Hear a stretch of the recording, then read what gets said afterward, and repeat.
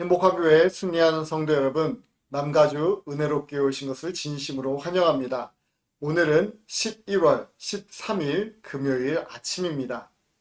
저는 집에서 저희 가족들과 함께 지내는 시간을 매우 좋아합니다. 아무것도 하지 않고 그냥 아이들과 함께 있는 것만으로도 많이 행복합니다. 그 시간이 행복한 이유는 단 한 가지입니다. 제가 저희 가족들을 그만큼 사랑하고 있고 사랑하는 가족들과 함께 있기 때문입니다. 우리의 153 기도에도 마찬가지입니다.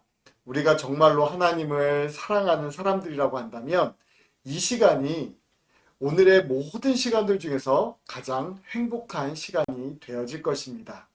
저는 여러분들이 이 시간을 즐거워했으면 좋겠습니다. 단순히 은혜롭교회 교인이기 때문에 억지로 참여하거나 목사님과의 의리 때문에 참여하는 자리가 되어지지 않았으면 좋겠습니다. 그리고 기도하는 시간에 하나님과 친밀한 교제를 나누고 우리의 신앙이 조금 더 성장할 수 있는 그런 시간이 되어지기를 바랍니다. 오늘도 어김없이 찾아온 이 153 시간이 언제나 즐거운 시간이 되어지기를 소망하면서 우리 함께 찬양하겠습니다. 시편 14편 1절부터 7절까지의 말씀입니다. 시편 14편 1절부터 7절까지의 말씀을 같이 함께 읽도록 하겠습니다. 함께 읽습니다. 어리석은 자는 그 마음에 이르기를 하나님이 없다 하는도다. 그들은 부패하고 그 행실이 가증하니 선을 행하는 자가 없도다. 여호와께서 하늘에서 인생을 굽어 살피사 지각이 있어 하나님을 찾는 자가 있는가 보려 하신즉 다 치우쳐 함께 더러운 자가 되고 선을 행하는 자가 없으니 하나도 없도다. 죄악을 행하는 자는 다 무지하냐. 그들이 떡 먹듯이 내 백성을 먹으면서 여호와를 부르지 아니하는도다. 그러나 거기서 그들은 두려워하고 두려워하였으니 하나님이 의인의 세대에 계심이로다. 너희가 가난한 자의 계획을 부끄럽게 하나 오직 여호와는 그의 피난처가 되시도다. 이스라엘의 구원이 시온에서 나오기를 원하는도다. 여호와께서 그의 백성을 포로된 곳에서 돌이키실 때에 야곱이 즐거워하고 이스라엘이 기뻐하리로다. 아멘.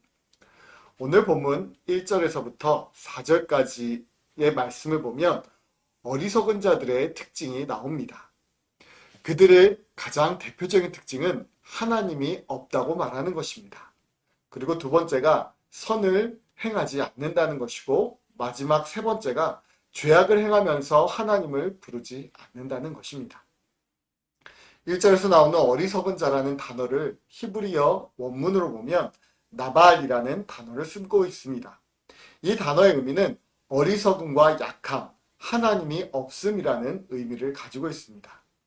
사무엘상 25장을 보면 나발이라는 실제 이름을 가진 사람이 나옵니다.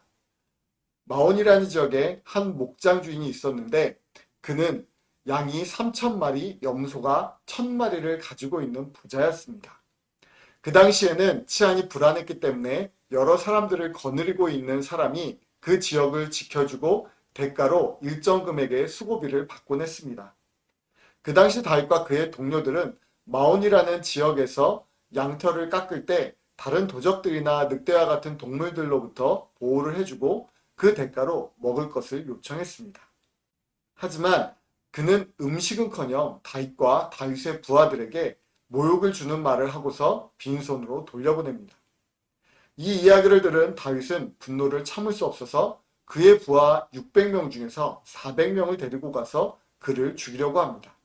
그때 나발의 아내였던 아비가일이 음식을 급하게 준비해 와서는 다윗의 노를 누그러뜨렸습니다. 그리고 이렇게 말합니다. 사무엘상 25장 25절에 이렇게 말씀하고 있는데요. 원하옵나니 내 주는 그 불량한 사람 나발을 게으치 마옵소서. 그의 이름이 그에게 적당하니 그의 이름이 나발이라.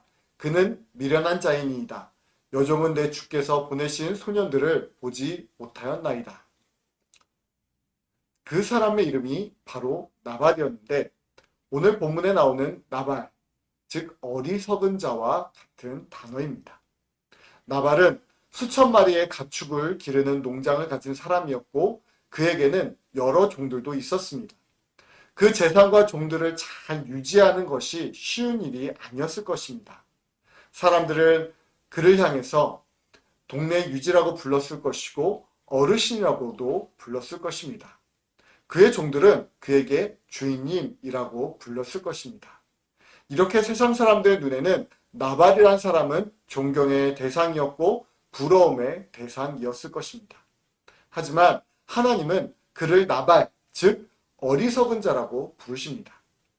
그에게는 하나님을 의식하는 눈도 없었고 하나님의 사람을 알아보는 눈도 없었기 때문이었습니다. 그에게는 오직 병든 이기심과 완고함만이 있었습니다. 어리석은 사람 나발에게는 하나님을 아는 지혜가 없습니다. 잠언 1장 22절에서 어리석은 자들은 어리석음을 좋아하며 거만한 자들은 거만을 기뻐하며 미련한 자들은 지식을 미워하니 어느 때까지 하겠느냐라고 말씀합니다. 그리고 누가복음 12장 20절에서 하나님은 이르시되 어리석은 자여 오늘 밤에 내 영혼을 찾으리니 그러면 내 준비한 것이 누구의 것이 되겠느냐 하셨으니 라고 말씀을 하고 있습니다. 이렇듯이 성경이 말하는 어리석은 사람들의 특징은 내일의 일도 모르면서 교만한 생각을 하고 자신의 거만을 자랑하고 기뻐하는 사람들입니다. 자신의 인생에 하나님이 없는 어리석은 나발의 특징은 부패하고 행실이 가증하고 선을 행하지 않습니다. 하나님이 없는 사람은 자신의 삶이 얼마나 썩었는지도 모릅니다. 자신이 얼마나 투초한지도 인지하지 못합니다. 또한 어리석은 사람 나발은 그 행실이 가증합니다. 가증이라는 단어의 한자말은 가의 증자는 미워할 증자를 사용합니다. 즉 미워하는 것이 가하다, 미워하는 것이 옳을 정도로 역겨운 행동을 한다라는 의미로 사용이 됩니다. 나를 인정하지 않는 사람이 내 앞에서 무슨 행동을 해도 그 행동은 보기 싫습니다. 그의 행동이 어떤 내용이 무엇인지 이전에 이미 그 사람이 보기 싫은 것입니다. 하나님께도 동일합니다. 하나님을 그 삶에 두지 않는 사람의 삶이 하나님께 가증스럽게 여겨지는 이유는 그 사람 속에 하나님이 계시지 않기 때문입니다. 그래서 어리석은 사람 나발의 삶이 선한 것이 될 수 없는 것은 절대적이고 영원한 선이신 하나님께서 인정하지 않는 삶이기 때문입니다. 그런데 우리가 사무엘상에 나오는 나발의 예를 통해서 말씀을 드렸지만 세상의 눈으로 볼 때는 그는 매우 성공한 사람들처럼 보일 수 있습니다.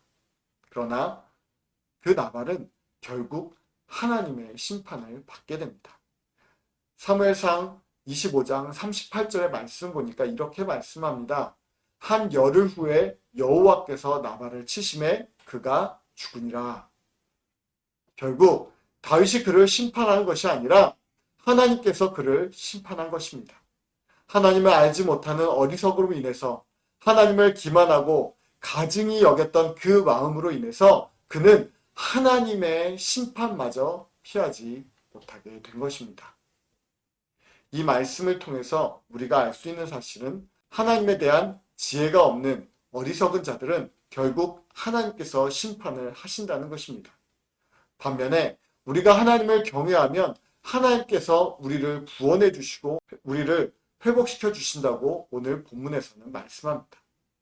5절 말씀에서 하나님이 의인의 세대에 계신다고 말씀하고 있고 6절에서는 여호와께서 그들의 피난처가 되신다고 말씀합니다.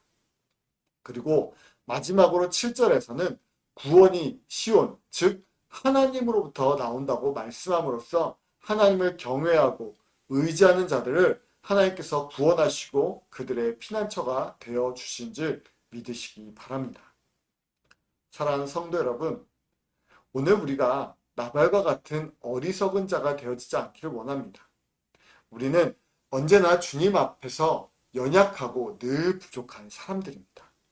그러기에 우리는 늘 하나님의 도우심을 필요로 하고 하나님의 인도하심을 구해야만 합니다. 우리가 하나님께 우리의 모든 것을 아뢰고 하나님을 신뢰하면 오늘 본문에서 나오는 말씀처럼 하나님께서 우리를 의롭게 여겨주시고 시온에서부터 우리를 구원하여 주실 것입니다. 그런 하나님을 바라보면서 나아가는 우리 모든 믿음의 성도님들 되시기를 예수님의 이름으로 축원드립니다. 함께 기도하겠습니다. 하나님 아버지 감사합니다. 오늘 시편 14편의 말씀을 통하여서 어리석은 자가 누구인지에 대해서 말씀을 나누었습니다. 하나님, 하나님을 아는 지혜가 없는 자들이 어리석은 자입니다. 나를 위해 살고 교만하고 기만하고 또 가증한 것들로 가득 찬 자들이 어리석은 자들입니다. 하나님, 그러나 우리가 하나님을 믿기에 또 우리가 하나님을 아는 지혜가 있기에 우리가 어리석은 자가 아님을 믿습니다. 우리가 이 시간 더욱더 하나님을 아는 지혜로 충만케 하여 주시고 하나님을 의뢰하고 하나님을 의지함으로 말미암아 하나님을 경외함으로 말미암아 또 이 시간 주님께 나아갈 때 우리에게 더욱더 큰 은혜를 더해 주시고 구원의 놀라운 축복이 우리 가운데 넘치게 하여 주시옵소서. 이 시간도 우리와 동행하실 줄 믿사오며 예수님의 이름으로 기도드립니다. 아멘. 네, 이 시간 또 우리가 함께 30분 동안 기도하는 시간입니다. 우리가 30분 동안 기도할 때 또 하나님의 은혜를 경험하고 또 하나님을 알아가는 지혜가 우리 가운데 충만히 또 임하기를 소망하겠습니다. 함께 기도하겠습니다. 감사합니다.